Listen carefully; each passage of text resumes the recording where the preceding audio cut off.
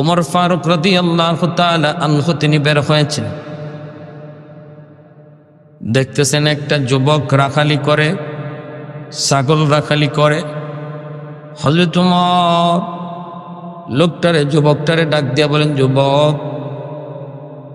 আমি বড় তৃষ্ণার্ত, আমাকে তোমার একটা ছাগলের দুধ খাওয়াইবানি?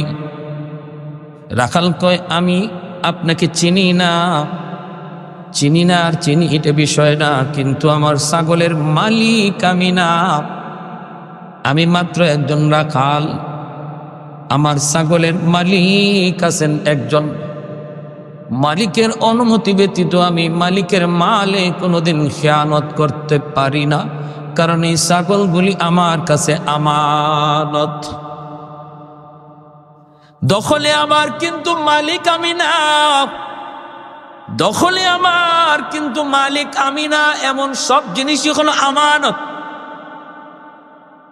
আমানতের বস্তু ব্যবহার করার তরিকা হলো, আমানতের বস্তুর উপর নিজের কোনো সিদ্ধান্ত চলে না, সিদ্ধান্ত চলবে মালিকের। যিনি মালিক তিনি যেইভাবে বলবে সেইভাবে আমানতের বস্তু ব্যয় করতে হয়, তাহলেই আমানতদারি রক্ষা হয়। যদি আমি আমার মর্জি চালাই তাহলেই আমানতে খেয়ানত হয়, আমানতে খেয়ানত হয়। মেম্বারের কাছে তার মেম্বারি আমানত, চেয়ারম্যানের কাছে তার চেয়ারম্যানই আমানত। জনগণের জন্য কিছু মাল মেম্বারের কাছে আসি, জনগণের জন্য কিছু জিনিস চেয়ারম্যানের কাছে আসি। টিন আসে, গম আসে, রিলিফের মাল আসে, এইগুলি চেয়ারম্যান মালিক না, মালিক হলো জনগণ। অতএব এই মালগুলি মেম্বারের কাছে আমানত, চেয়ারম্যানের কাছে আমানত। আমি যদি মাদ্রাসার একজন দায়িত্বশীল হই, আমার কাছে দায়িত্বটা আমানত। মসজিদের দায়িত্বশীল হই, মসজিদের দায়িত্বটা আমার কাছে আমানত। দায়িত্ব ছোট হোক বড় হোক, এই ছোট বড় দায়িত্বটা হলো যার যার কাছে আমানত। অতএব এই ব্যাপারে এই জায়গায় বসে নিজের কোনো মর্জি চলবে না। আমাকে যেই জন্য দায়িত্ব দেওয়া হয়েছে এই উদ্দেশ্যেই যদি আমি কাজ করি, আমানতে আমানতদারি রক্ষা হবে। আর যদি নিজের মর্জি চালাই তাহলে খেয়ানত হবে, ঠিক কি না? নবী বলেন, লা ঈমান লিমান লা আমানাত লাহ, লা ঈমান লিমান লা আমানাত লাহ, ইযা যুইয়াতিল আমানাতু ফান্তাযিরিস সাআ। আমানতদারি যার মধ্যে নাই, আল্লাহ নবী বলে তার ঈমান নাই, তার ঈমান নাই, তার ঈমান নাই। যেই মানুষটা আমানতে বেশি বেশি খেয়ানত করবে, মৃত্যুকালে তার ঈমান সাথে না যাওয়ার সম্ভাবনাই বেশি থাকবে। কারণ আল্লাহর নবী 3 বার বলেছেন যে আমানত খেয়ানত করে তার ঈমান নাই, তার ঈমান নাই, তার ঈমান নাই। অতএব যে যে দায়িত্বে আছি, দায়িত্ব ছোট হোক বড় হোক, আমাকে যদি জনগণ কোনো দায়িত্ব দেয়, এই দায়িত্বটা আমাকে আমানতদারির সাথে আদায় করতে হবে।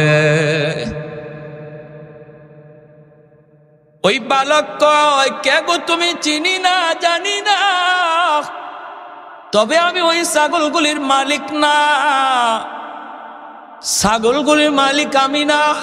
ছাগলগুলি আমার কাছে আমানত। সন্তান বাপমার কাছে আমানত। সন্তানের মালিক বাপমা না, মালিককে? বাপমার দখলে আছে, এজন্য সন্তান বাপমার কাছে আমানত।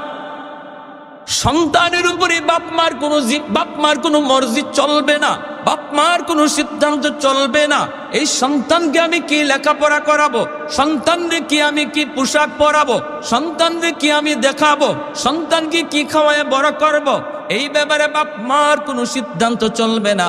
সিদ্ধান্ত চলবে যিনি মালিক তার, তিনি বলেন আমার আপনার মালিক আল্লাহ।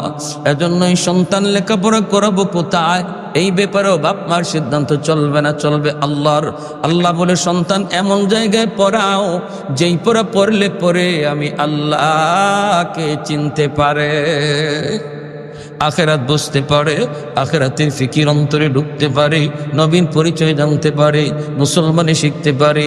কারণ আমার সন্তানের সবচেয়ে বড় পরিচয় হলো সে মুসলমানের সন্তান, মুসলমানের সন্তান। এজন্য সবার আগে তারে মুসলমানই শিখাও। মুসলমানি শিখাও। যেই সন্তান মুসলমানি শিখে তার নাম মানুষের খাতায় উঠে, মানুষের তালিকায় উঠে, যার মধ্যে মুসলমানি নাই, যার মধ্যে ইসলামী জিন্দেগি নাই, হালাল হারাম চিনে না, জায়েজ না জায়েজ বুঝে না, যা পায় তা খায়, যা দেখতে মন চায় তা দেখে, কার জীবন গেল আর থাকলো এটাও দেখে না, তার দরকার শুধু টাকা টাকা টাকা পয়সা। এর দ্বারা কি হলো, জাতির ক্ষতি হলো না লাভ হলো এটাও সে ভাবে না। মনুষ্যত্ব বলতে কিছুই নাই, শুধুমাত্র তার কাছে দুনিয়া দুনিয়া দুনিয়া। এমন সন্তানকে কোনোদিন মানুষ বলে না। এজন্যই গরুর বাচ্চা জন্ম নিলে গরু হয়, মুরগির বাচ্চা জন্ম নিলে মুরগি হয়, কিন্তু মানুষের বাচ্চা জন্ম নিলে মানুষ হয় না, তারে মানুষ বানাইতে হয়। আর মানুষ বানানোর তরিকা হলো কোরআনের শিক্ষা। আল্লাহর কালামের শিক্ষা যদি সন্তানের কলিজায় থাকে, আল্লাহর পরিচয় পায়, আখিরাত চিনে। এটা বাপ মার জিম্মাদারি, বাপ মার জিম্মাদারি। এজন্য সন্তানকে মাদ্রাসায় পড়ানো, আল্লাহর পরিচয় শিখানো, আখিরাত বুঝানো, সন্তানকে মুসলমানের বাচ্চা বানানো, মুসলমানের শিক্ষা দেওয়া, এটা বাপ মার জিম্মাদারি। যদি এই জিম্মাদারি কোনো বাবা কোনো মা আদায় না করে, আর এই আদায় না করার কারণে সন্তান যদি আল্লাহকে ভুলে যায়, সন্তান যদি নামাজ থেকে দূরে সরে যায়, সন্তান যদি মদ গাঞ্জা ইয়াবা খায়, তাহলে কিয়ামতের ময়দানে এই সন্তান বাবাকে আল্লাহর দরবারে আসামি বানাবে, মাকে আল্লাহর দরবারে আসামি বানাবে। বলবে, মালিক আমি তো দুনিয়ায় এসেছিলাম তোমার পরিচয় লইয়া। কুল্লু মাউলুদিন ইউলাদু আলাল ফিতরা ফাআবাওয়াহু ইউহাওয়িদানিহি আও ইউনাসসিরানিহি আও ইউমাজ্জিসানিহি। নবীজি বলেন, সমস্ত সন্তান দুনিয়াতে আসে আল্লাহর পরিচয় লইয়া। আব্দুল কাদের জিলানী, মঈনুদ্দিন চিশতির মতো আল্লাহর ওলি হইয়া তোমার আমার সন্তান দুনিয়াতে আসে। এরপরে মায়ার নবী কয়, তার বাপ মাতারে ইহুদি বানায়, বাপ মাতারে নাসারা বানায়, বাপ মাতারে মুশরিক বানায়, বাপ মাতারে বেনামাজি বানায়, বাপ মাতারে ইয়াবাখোর গাঞ্জাখোর বানায়। অর্থাৎ বাপ মার সিদ্ধান্তের কারণে সন্তানের ভবিষ্যৎ অন্ধকার হয়। যদি বাপ মার সিদ্ধান্ত সঠিক হতো, আল্লাহর ওলি হয়ে যেইভাবে আসছে কবরেও যাইত আল্লাহর ওলি হইয়া। আমার উপর রাগ করেন না, এটা আল্লাহ নবীর হাদিস বলছে। মায়ার নবী বলছেন, মা বাবা দায়ী। কিয়ামতের মাঠে সন্তানকে বল, রব্বানা আতিহিম দি'ফাইনি মিনাল আযাব। আল্লাহ আমারে যেই পরিমাণ শাস্তি তুমি জাহান্নামে আজকে দিবা, আমার বাপ মারে ডাবল শাস্তি দাও। রব্বানা আতিহিম দি'ফাইনি মিনাল আযাব ওয়ালআনহুম লা'নান কাবীরা। ডাবল শাস্তি দাও আল্লাহ, আমার বাপ মার সিদ্ধান্তের কারণে আজ আমি তোমাকে ভুলছি। নতুবা আমি তো দুনিয়া আসছিলাম তোমারে পুরাপুরির চিন্না, আমি তো দুনিয়াতে আইছিলাম তোমার ওলি হইয়া। আমার বাপ মার সিদ্ধান্তের কারণে আমার ভিলায়াত নষ্ট হয়েছে, আমি ভিন্ন পথে গেছি। আল্লাহ আমার বাপ মারে ডাবল শাস্তি দাও। বহু মা বাবা কিয়ামতের ময়দানে সন্তানের মামলায় আল্লাহর আদালতের কাঠগড়ায় দাঁড়ায় থাকবে।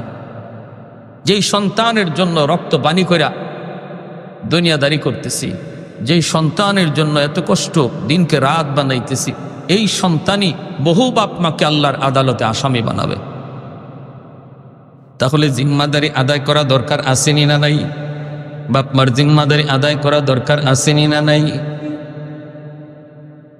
এ যুবক ডাক দেয়া কই, এই ছাগলগুলি আমার কাছে আমানত, মালিকের অনুমতি ছাড়া আমি আপনারে দুধ খাওয়াইতে পারবো না। হযরত ওমর বলেন, একটা ছাগল তাহলে আমার কাছে বিক্রি করে দাও। দুধই খাওয়াই না আপনারে, আবার আপনি বিক্রির কথা কেন বলেন?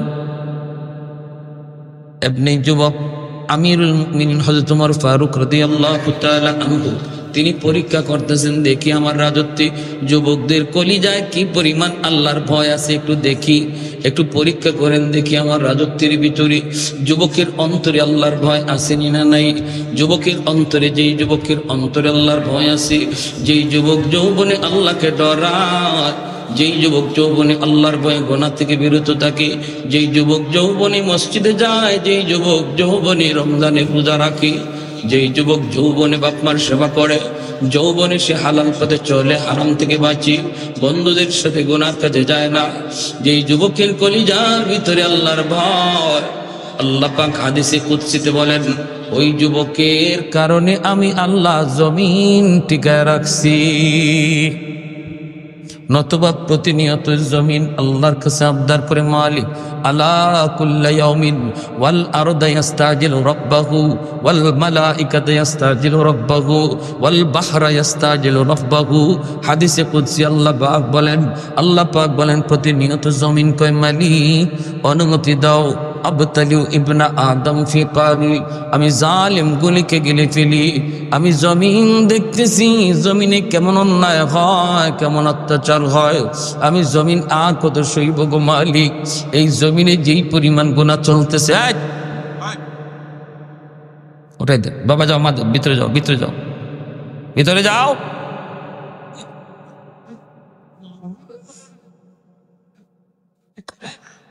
লা ইলাহা ইল্লাল্লাহ, জোরে লা ইলাহা ইল্লাল্লাহ, জোরে লা ইলাহা ইল্লাল্লাহ।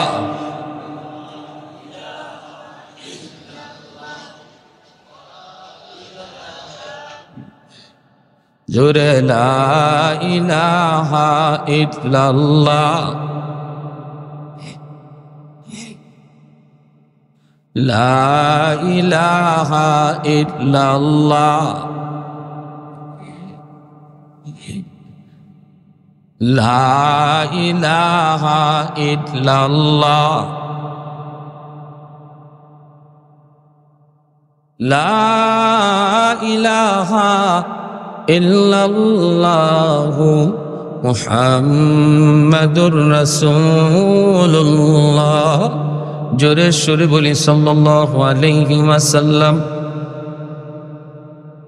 আল্লাহ পাক বলেন, জমিন প্রতিনিয়ত আল্লাহর কাছে এরকম আবদার করে, দাবি করে, আল্লাহ অনুমতি দাও, গুনাহগারগুলিকে গিলে ফেলি। আমি জমিনের উপর দিয়া গুনাহগার হাঁটে, জালেম হাঁটে, নাফরমান হাঁটে, তার লোড আর আমি কত নিব? এই নাফরমানের বোঝা আমি কত সইব? আসবিরু ইলা মাতা আসবিরু, আমি জমিন আর কত ধৈর্য ধরব, আর কত ধৈর্য ধরব? লিআন্নাহুম ইয়ারযুকু বিরিজকিকা ওয়া ইয়াসিকা ওয়া ইয়াতাকাল্লামু বিলিসানিকা ওয়া ইয়াসিকা। এই নাফরমান তোমার দেওয়া রিজিক খায়, অথচ তোমার নাফরমানি করে।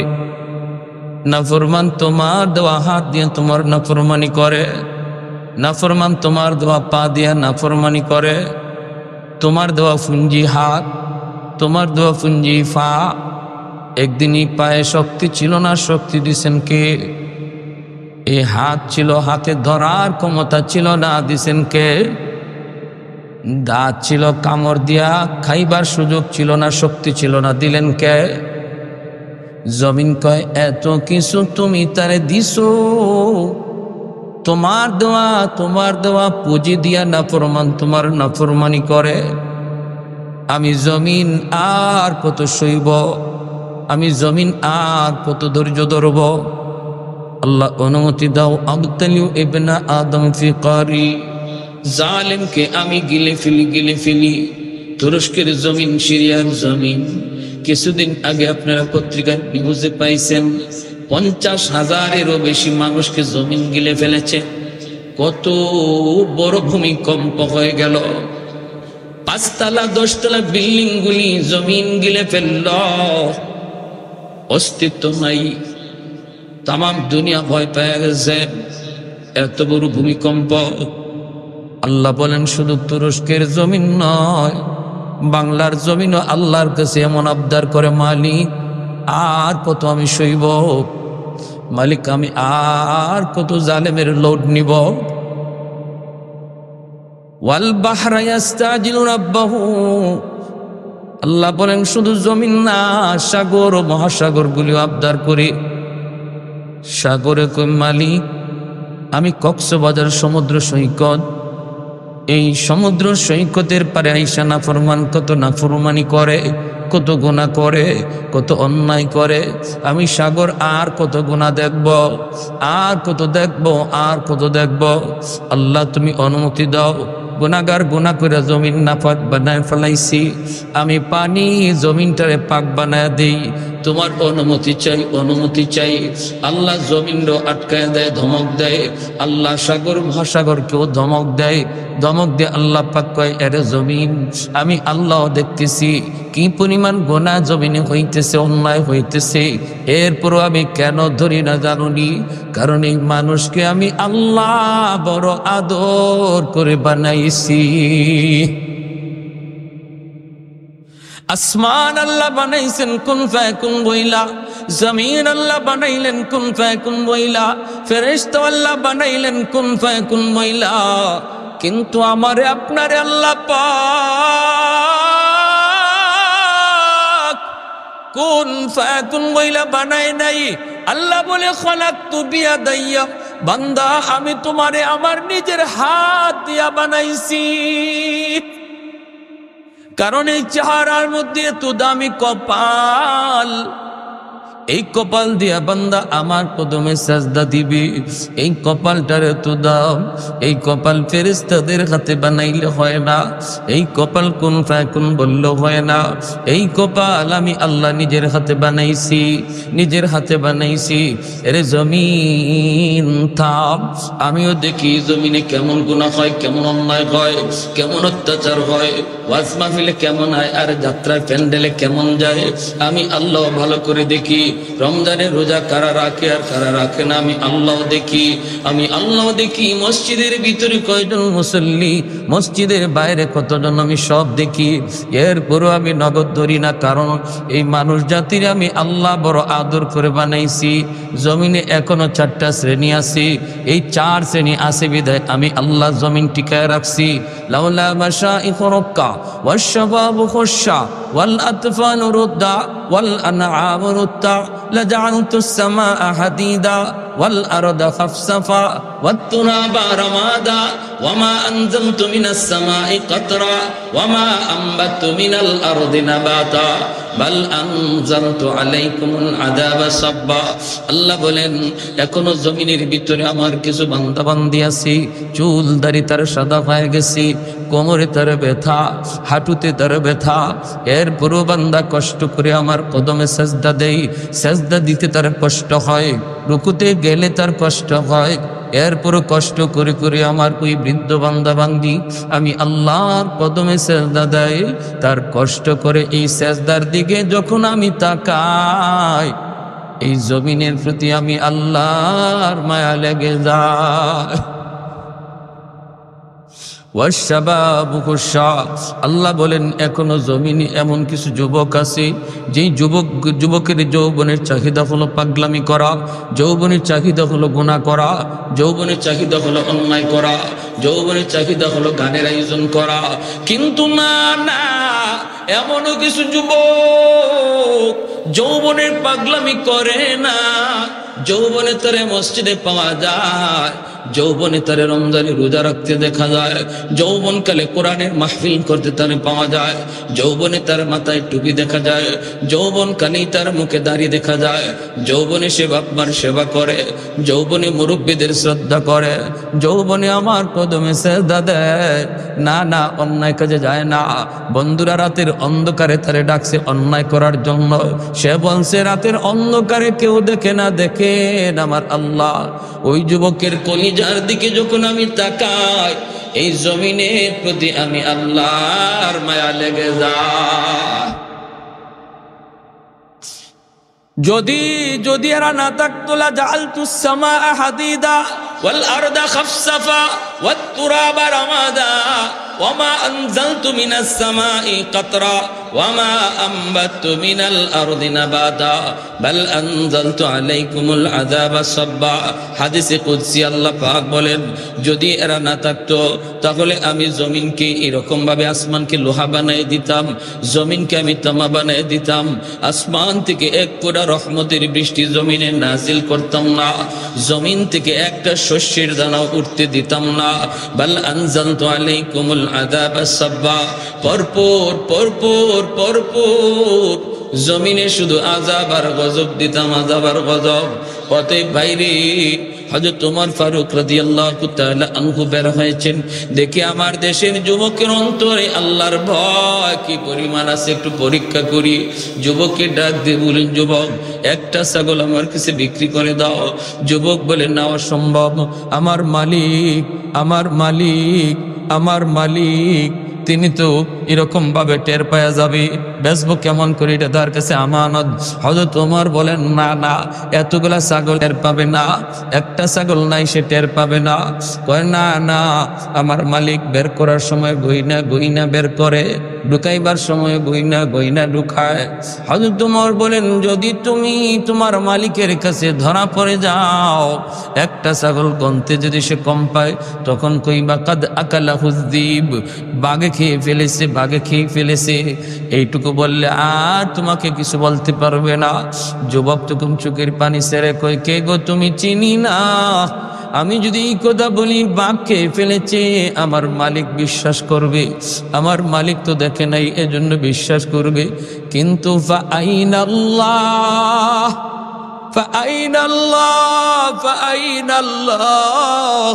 আমি আমার ওই মালিককে কই রাখবো যেই মালিকে দেখছে? যেরকম সুবহানাল্লাহ, দুনিয়ার মালিক দেখলো না, আসমানের মালিককে কোথায় রাখবো? যিনি সব কিছু দেখছেন আমি কোথায় রাখবো, তারে কই রাখবো?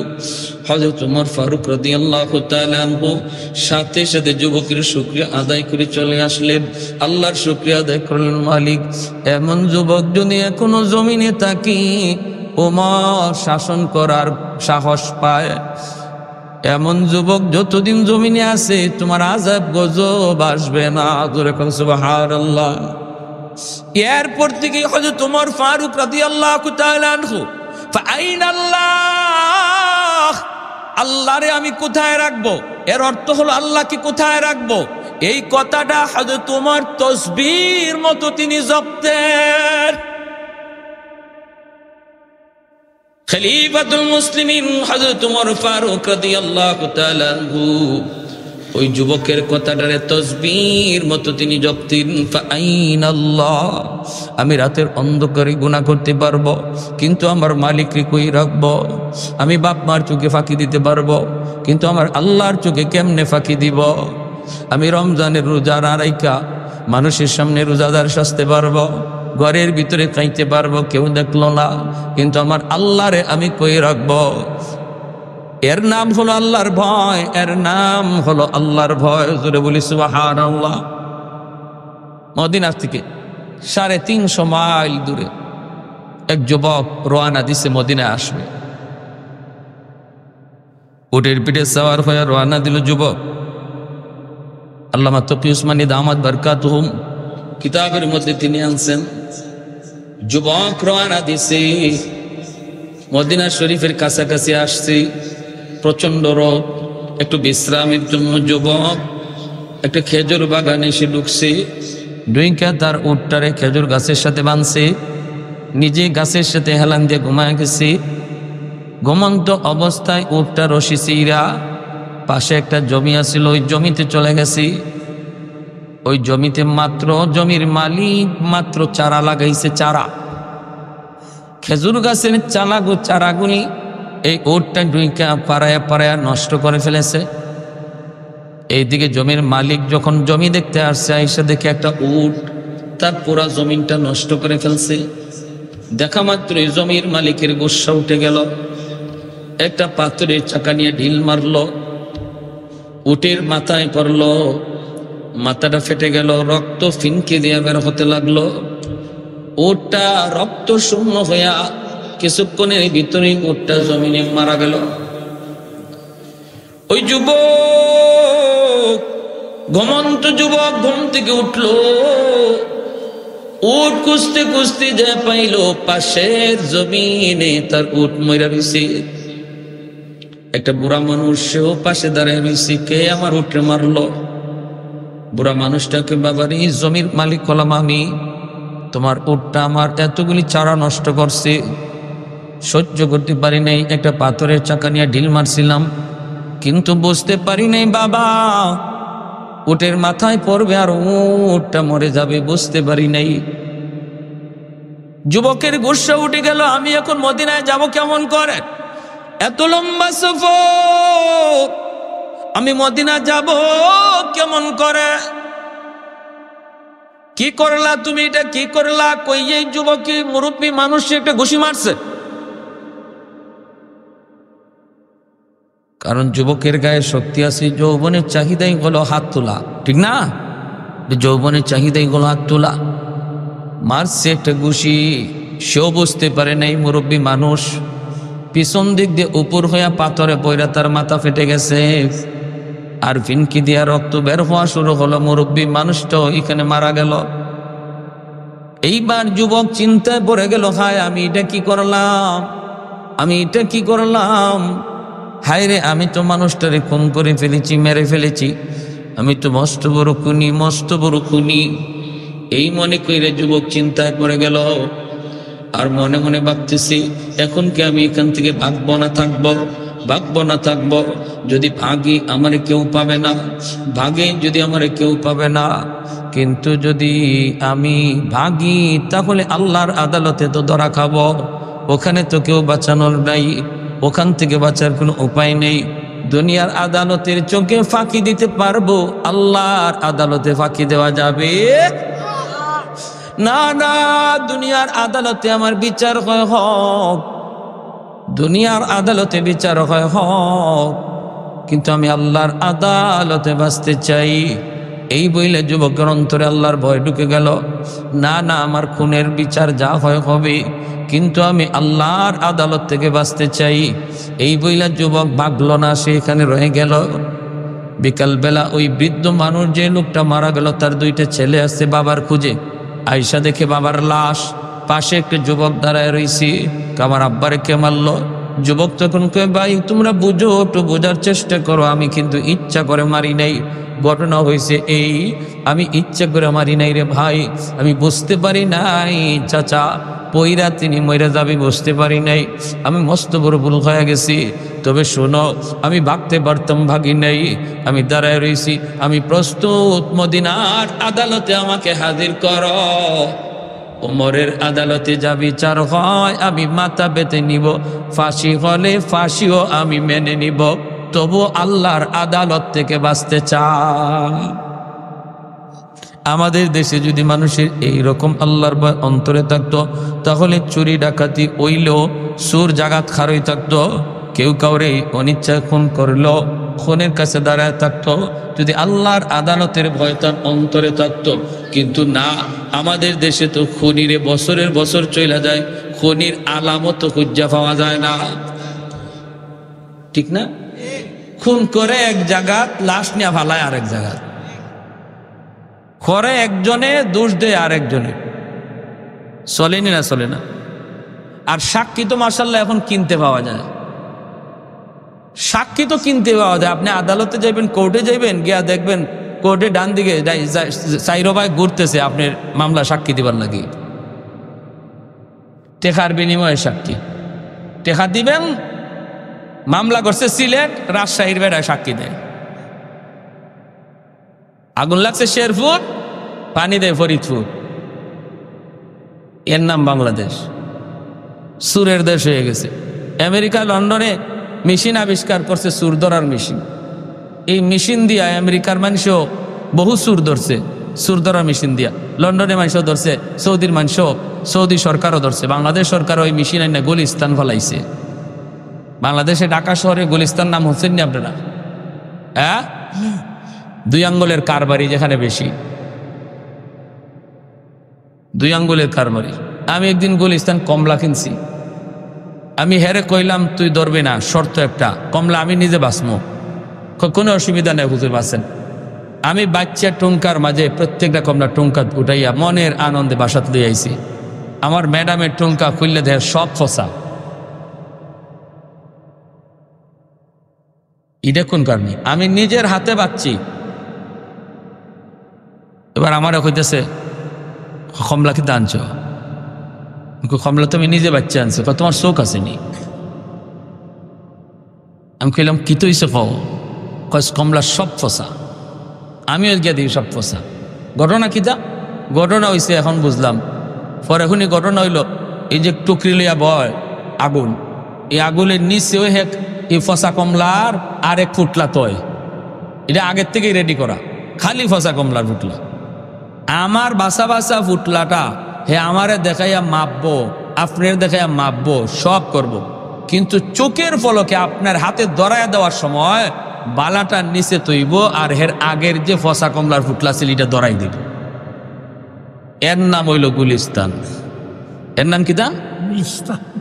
চাষা বেচারা জীবনও ঢাকা গেছে না। মানুষ ফুলা ফান্ডে কিরে তোরা সারা জীবন ঢাকা আইলে আর গেলি, আমারে কি ঢাকা তোরা দেখাইতি না? আরে ঢাকাটা দেখলাম হই না, আমার জীবন একবার দেখা কোনদিন মইরা যায়। কারণ গ্রামের যুবকরা লয়ে গেছে ঢাকা নিচে পরে এখন কইছে তুমি দেখো বাইরিও না, বাইরিলে আমরা সাথে বাইরিও। এরা গেছি গা খামো বেচারা করতে আমার কাছেও তুই একটু বাইরে দেখি, বাইরে উনি গুলিস্তান। উনি তো আর জানেন না এটা যে কোন জায়গা গুলিস্তান। গিয়া দেখে বাপরে বাপ 10 তলা বিল্ডিং। উনি গন্তছে 1 তলা 2 তলা 3 তলা 4 তলা, কয় তলা রে কেমনে বানাই নবে? উফরি দেখালেই চায়, আর উফরিতে চাইতে চাইতে মাথা তো এবার গেছি গা নারী তো কি ফইরা যায় বাপ। দূর থেকে দেখছে বাটফার, কারণ গুলিস্তানে কারবার হইতে বাটফারে। দূর থেকে এক চিটারে দেখে কয় রে চাচা তো নতুন আইছে। তালা গনার নমুনায় কয় নয়া পাবলিক, কিছু দান্দা মিলবো। আসছে দাঁড়াই কয়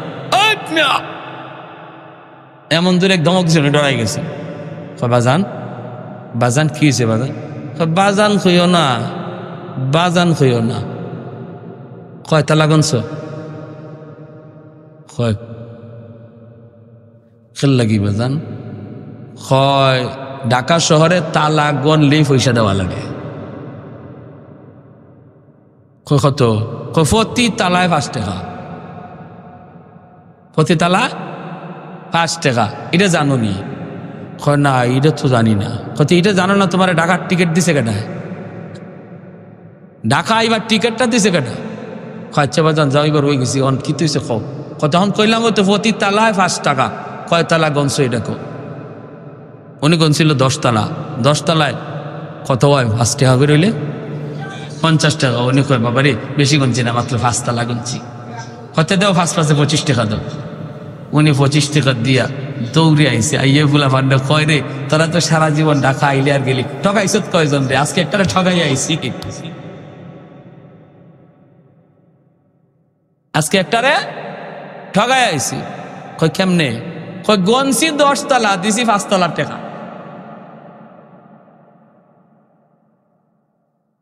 কই এটা কি করবো? কয় ঢাকা শহরে তালা গনলে যে পয়সা দেওয়ার লাগে, এটা তোরা আমার আগে কইলি না? কই তোরা খাইছো? কইছিলাম না আমরা সারা যাইতাই না। কি তুইছে? কই এটা তোমার বাটফারে লাগাল পাইছে, তালা গনলে টাকা দেওয়ার লাগে কে কইছে? কই এইটি কি দেখো এই বেচারা তো নিজের বুদ্ধিমান মনে করে। তো এটা গুলিস্তানে এরকম মেশিন বসাইছে, সুর ধরার মেশিন। সব দেশে মেশিন দিয়ে সুর ধরছে, বাংলাদেশে আইনা গুলিস্তান মেশিন বইছে। সন্ধ্যা হয়ে গেছে, একটা সুরও ধরতে পারে না। সৌদি আরব ওই মেশিন দিয়ে সুর ধরছে, একটা সুর বাংলাদেশের সুর ধরতে পারে না। সন্ধ্যার সময় দৌড়ে গেছে অফিসাররা মেশিনের দ্বারা, গিয়া দেখে মেশিন চুরি হয়ে গেছে।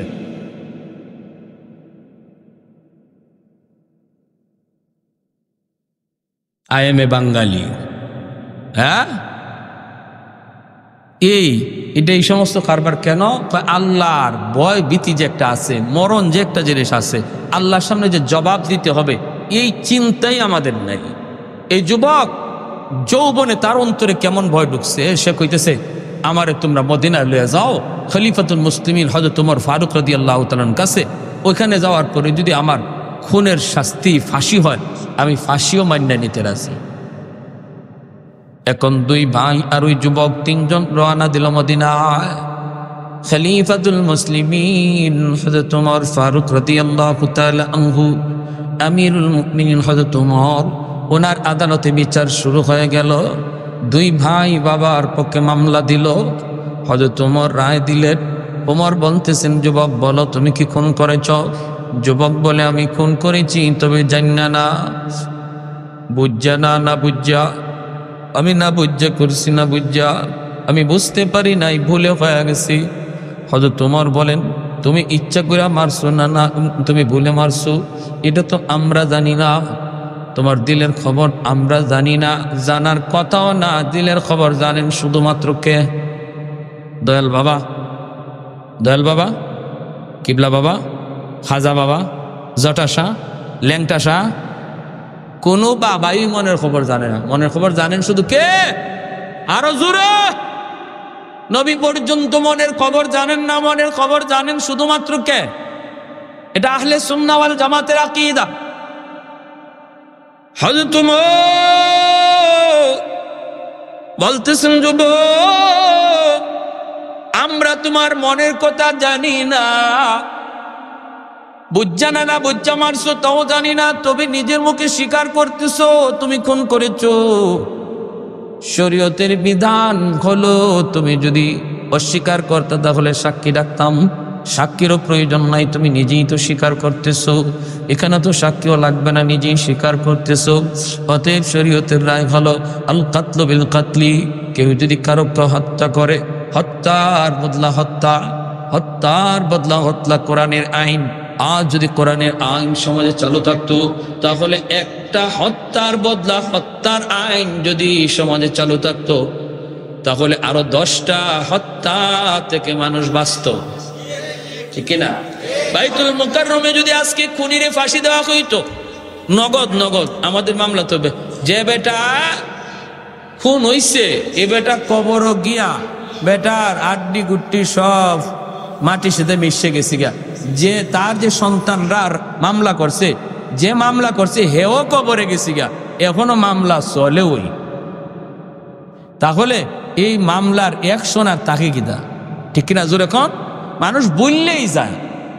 একটা এই যে বাংলাদেশে যতগুলো হত্যাকাণ্ড ঘটছে, কোনটার কোন রায় হয়েছে আমরা খালি জানি যে আজকে এই কোন হেই কোন হয়েছে, মামলাও হইছে, কিন্তু কোন মামলার কি রায় হয়েছে এই খবর আর আমরা লইনি, লইবার ইচ্ছাও জাগে না। যে এটা যে কোন বছর রায় হইব, আর রায় যে মামলা করছে হে এই রায় দেখতে যাইতে পারবো কিনা দুনিয়ায়, এটারই কোনো গ্যারান্টি নেই। এজন্য কোরআন বলে না, মানুষের সেন্টিমেন্ট ঠিক থাকতে থাকতে, সবার নলেজে থাকতে থাকতে আসামি শনাক্ত করো, শনাক্ত কইরা কোরআন বলে উপযুক্ত শাস্তি। খুনি হলে তারে ফাঁসিতে ঝুলাও।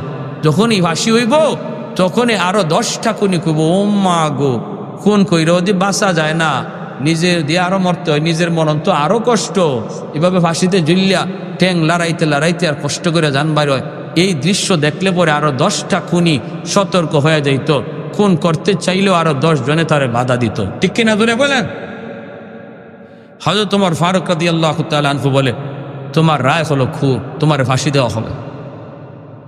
ওমর ডাক দিয়া বলে, যুবক, এখন বলো তোমার শেষ ইচ্ছা কিছু আসেনি? যুবক বলে, আমার একটা শেষ ইচ্ছা হলো, আমাকে একবার শুধু বাড়িতে যাইতে দেন। কেন?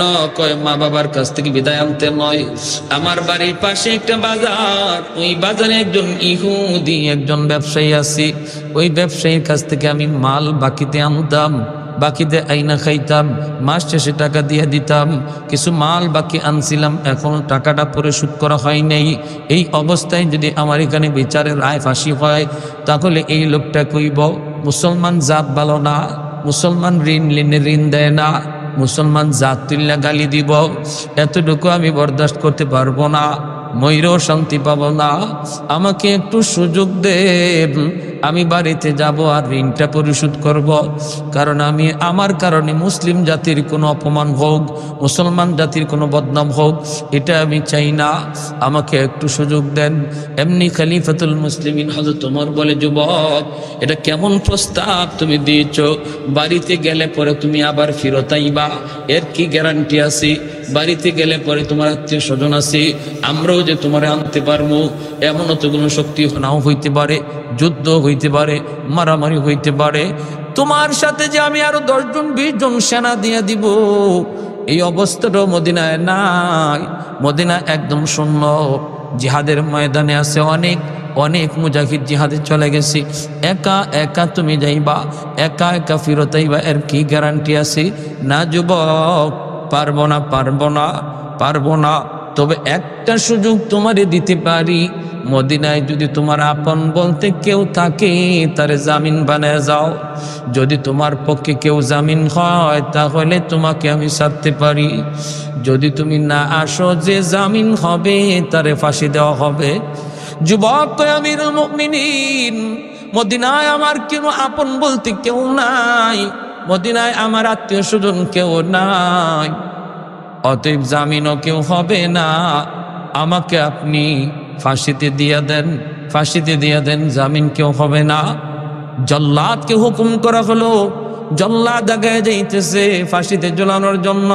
এমনি মদিনার হাউস থেকে একজন নবীর সাহাবী হাত উঁচু করে কয়, খলিফাতুল মুসলিমিন আমিরুল মুমিনিন, আমি আমার এই মুসলিম যুবক ভাইয়ের পক্ষে জামিন হইলাম। কে সেই সাহাবী? হযরত আবু যর গিফারি রাদিয়াল্লাহু তাআলা আনহু, মায়ার নবীর একজন প্রসিদ্ধ সাহাবী আবু যর গিফারি রাদিয়াল্লাহু তাআলা আনহু। তিনি বলেন, আমাকে আপনি একটু সুযোগ দেন, আমি আমার ভাইয়ের পক্ষে জামিন হলাম। এমনি খলিফাতুল মুসলিমিন হযরত ওমর বলে, আবু যর, একটু হুশ রেখে কথা কও, লোকটারে তুমি চিনো না, সে যে গেলে পরে আইব এর কোনো গ্যারান্টি নেই, যদি সে না আসে তোমাকে ফাঁসি দেওয়া হবে। আবু যর, তুমি একটু বাইবা দেখো, তার সাথে তোমার কোনো আত্মীয়তার সম্পর্ক নাই। এমনি আবু যর গিফারি কয়, খলিফাতুল মুসলিমিন, আমার ওই ভাইয়ের সাথে আমার কোনো রক্তের সম্পর্ক নাই, কিন্তু ঈমানের সম্পর্ক আছে। রক্তের সম্পর্ক নাই কিন্তু ঈমানের সম্পর্ক আছে। আর আল্লাহর কোরআন বলে রক্তের সম্পর্কের চেয়ে ঈমানের সম্পর্ক বেশি মজবুত। নূহ আলাইহিস সালামের ছেলে কেনান নিজের ঔরসজাত সন্তান, এরপর আল্লাহ কয়, না, এ তোমার পরিবার না, কারণ ঈমান নাই। ঈমানের দ্বারা মুসলমানের পরিবার তৈরি হয়, ঠিক কিনা জোরে বলেন? ঈমান নাই, মুসলমানের পরিবার হয় না। মুসলমানের পরিবার হয় ঈমানের দ্বারা, মুসলমানের সম্পর্ক হয় ঈমানের দ্বারা। আজ যদি আমার এক ভাই পৃথিবীর অন্য প্রান্তে মুসলমান কান্নার আওয়াজ করে মায়ার নবীর ভাষায়, মনে করবা তোমার এক রক্তের ভাই বিপদে পড়ছে, মুসলমানের কান্নার আওয়াজ নিজের কান্না মনে করবা, ঠিক কিনা জোরে বলেন? ফিলিস্তিনের জমিনে মুসলমানের কান্নার আওয়াজ নিজের কান্না মনে করবা। এমনি ভাবে কাশ্মীরের জমিনে মুসলমানের কান্নার আওয়াজ নিজের কান্না মনে করবা, কারণ মুসলমান মুসলমান ভাই ভাই, ঠিক কিনা জোরে কর? এমনি খলিফাতুল মুসলিমিন হযরত ওমর কয়, যাও, ঠিক আছে, তোমারে সুযোগ দেওয়া হলো, শুক্রবার জুম্মার আজানের আগে আগে তুমি চলে আসবা। যুবককে একটা দ্রুতগামী ঘোড়া দিয়া হযরত ওমর পাঠিয়ে দিলেন। আর মদিনার মানুষ সবাই জানলো এই যুবকের পক্ষে জামিন হয়েছেন নবীর প্রসিদ্ধ সাহাবী হযরত আবু যর গিফারি রাদিয়াল্লাহু তাআলা আনহু। যুবক গেছে, যাইয়েই মার কাছে কয়, মা, মা, একটু সময় দাও, একটু সুযোগ দাও, আমি বাজার থেকে আসি গো মা। দৌড় দিয়া বাজারে গেল, তারপরে ঋণটা পরিশোধ করলো, এরপরে মার কাছে আসলো। মাইকে, বাবা কি হয়েছে, কন এত তাড়াহুড়া কেন? মা, আমাকে বিদায় দাও, চলে যেতে হবে গো মা, অনেক লম্বা সফর, আমাকে শুক্রবার জুম্মার আজানের আগে আগে মদিনায় পৌঁছতে হবে। মাইকে, বাবা কি হয়েছে বল। এই কথা বলতেই যুবকের চোখ দিয়ে দর দর করে পানি পড়ে। যুবক কয়, মা, আমি তো তোমার একমাত্র সন্তান গো মা, মা, আমি তোমার ঋণ কোনোদিন শোধ করতে পারবো না, মা, বিদায় দাও, বিদায় দাও, আর কোনোদিন সন্তান তোমার কুলে ফিরবে না। বাবাও কান্দে, মায়ও কান্দে। বাদান কি হয়েছে কয়, মা গো, আমি ইচ্ছা করে কাউকে খুন করি নেই গো মা, ভুলে খুন হয়ে গেছে গো মা। মদিনায় উমরের আদালতে আমার বিচারের রায় হয়েছে ফাঁসি। আগামী জুম্মায় আমাকে জুম্মার করে ফাঁসি দেওয়া হবে মদিনার আদালতে। মা গো, আমাকে তুমি মাফ করে দিও গো মা। ছেলের কপালে মা চুমু খায়, বাবা কান্দে, মা কান্দে। বাপ মাকে কান্দাইয়া যুবক মদিনার উদ্দেশ্যে রওনা দিয়ে দেয়, মদিনার উদ্দেশ্যে রওনা দিয়ে দে। যুবক কই, মা গো, ও মা, ও মা, আমি আল্লাহর আদালতকে বড় ডরাই গো মা, আল্লাহর আদালতকে আমি ডরাই। দুনিয়ার আদালতে বিচার হয়ে যাক, কিন্তু আল্লাহর আদালতে খুনি হয়ে আমি দাঁড়াইতে চাই না। এই বইলা যুবক রওনা দিয়ে দিছে মারে বাবার কান্দাইয়া। রাস্তার মধ্যে গোড়ার জিন পুষ্টা ভেঙে গেছে, এজন্য একটু সমস্যা হয়েছে, দেরি হয়ে গেছে। এইদিকে জুম্মার আজান পড়ে গেছে, এখনো যুবক মদিনায় ঢুকে নাই, মদিনায় আসে নাই। কিন্তু হযরত ওমর ডাক দিয়ে দিলেন, পুলিশকে বললেন যাও, ওই যে জুম্মার আজান হয়ে গেল, এখনো যুবক মদিনায় ঢুকলো না, যাও আবু যর গিফারিকে ধরে নিয়ে আসু, আর যা বলো যুবকের পরিবর্তে তারা ফাঁসিতে ঝুলানো হবে। আবু যর গিফারির সামনে পুলিশ হাজির। আবু যর গিফারি তিনিও হাসতে হাসতে বের হয়েছেন, যুবক এখনো আসে নাই, এজন্য আপনার ফাঁসি হবে। আবু যর গিফারিকে মদিনার আদালতে আনা হলো, মসজিদে নববীর আদালতে আনা হলো। মদিনার মানুষ নারী পুরুষ সব ঘর থেকে কান্না করে করে বের হয়ে গেল। মদিনার মানুষের কাছে বড় দামি সাহাবী আবু যর গিফারি, সবার অন্তরে ব্যথা, নারীও কান্দে, পুরুষও কান্দে, বাচ্চাটাও কান্দে। হাইরি একটা খুনির কারণে আজকে আমার নবীর এত বড় মায়ার সাহাবী আজকে ফাঁসিতে ঝুলবে। মদিনার মানুষ সব মসজিদে নববীর চত্বরে চলে এসেছি, বিশাল বড় জামায়াত, সবার চোখে পানি, সবাই তো কান্না করে। আবু যর গিফারিকে আদালতে হাজির করা হলো। বিচারকের আসনে বসলেন খলিফাতুল মুসলিমিন হযরত ওমর। এইবার হযরত ওমর বলেন, আবু যর, যুবক এখনো আসে নাই, জুম্মার নামাজও শেষ হয়ে গেল, এখনো যুবক আসে নাই, কি করবা? জামিন তো তুমি কি করবা বলো? বলে, আমিরুল মুমিনিন, আমি তো রাজি। আমি আমার নবীর একটা হাদিসের উপরে আমল করতে যদি আমি আবু যরের জীবন যায়, আমি খুশি মনে ফাঁসিতে ঝুলতে রাজি। এই বইলা আবু যর গিফারিকে ফাঁসিতে আদেশ দেওয়া হলো। মদিনার সমস্ত মানুষ কান্না করে, হযরত ওমরের চোখ দিয়ে দর দর করে পানি ঝরে। এমনকি যেই জল্লাদ জীবনে কোনোদিন কান্না করে না, ওই জল্লাদের চোখ দিয়েও অশ্রু ঝরতেছে, জল্লাদও কান্না করে। কোনোদিন এই জল্লাদ কাউরে ফাঁসি দিতে কান্দে নাই। এই জল্লাদ আবু যর গিফারির দিকে এক কদম যায়, দুই কদম পিছায়, দেরি করতেছে। মদিনার মানুষও ওই পথ ধরে তাকায় আছে, দেখে কেউ আসে কিনা। মাত্র আবু যর গিফারিকে রশিতে ঝুলানো হবে, এমনি একজন মানুষ ডাক দিয়ে কয়, আমিরুল মুমিনিন, একটু পরে আমার বাইরে রশিদে ঝুলান। ওই যে দেখা যায় ধুলাবালি উঠতেছে, মনে হয় কেউ দ্রুত বেগে ঘোড়া দৌড়ে আসতেছে। একটু অপেক্ষা করো, আমরা একটু দেখে নেই। একটু সময়ের ভিতরেই সবাই দেখতে পেল ওই যুবক ফিরে এসেছে। সবার মুখে তো কিছুটা হাসি আসছে। বাইরে এইবার যুবক সরাসরি আদালতে ঢুকে কয়, আমিরুল মুমিনিন, আপনার কাছে মাপ চাই, মদিনার মানুষের কাছে মাপ চাই, আমার ভাই আবু যর গিফারির কাছে আমি মাপ চাই, আমাকে মাফ করবেন, ইচ্ছাকৃত দেরি হয় নাই, গোড়ার জিন পুষ্টা ভেঙে যাওয়া একটু টাইম লাগছে, আরেকজন প্রতীকের আমার সন্ধান নিতে হয়েছে, একজনের সাহায্যের প্রয়োজন হয়েছে, এজন্য একটু দেরি হয়ে গেছে, সবার কাছে মাপ চাই। এই যে আমি প্রস্তুত, আমার ভাই আবু যর গিফারিকে ফাঁসির মঞ্চ থেকে নামায়া আমাকে ফাঁসিতে ঝুলা দেয়। মদিনার মানুষ এখন আবার কান্না শুরু করেছে। এই কথা ভেবে এই যুবক তো জানতেন কোন যুবক নয়, যেই যুবক বাপ মার কাছে যাওয়ার সুযোগ পাওয়ার পরও আবার ফিরে এসেছে, এত সাধারণ কোন যুবক নয়। ইচ্ছা করে এই যুবক তার একটা খুন করতে পারে না। এই কথা মদিনার মানুষ যেমন ভাবছে, ওই দুই ভাই তাদের অন্তর ওই জিনিসটা জাগছে, না না, যেই যুবক এইভাবে ফিরে আইছে, এই যুবক ইচ্ছে করে আমার আব্বারে মারতে পারে না।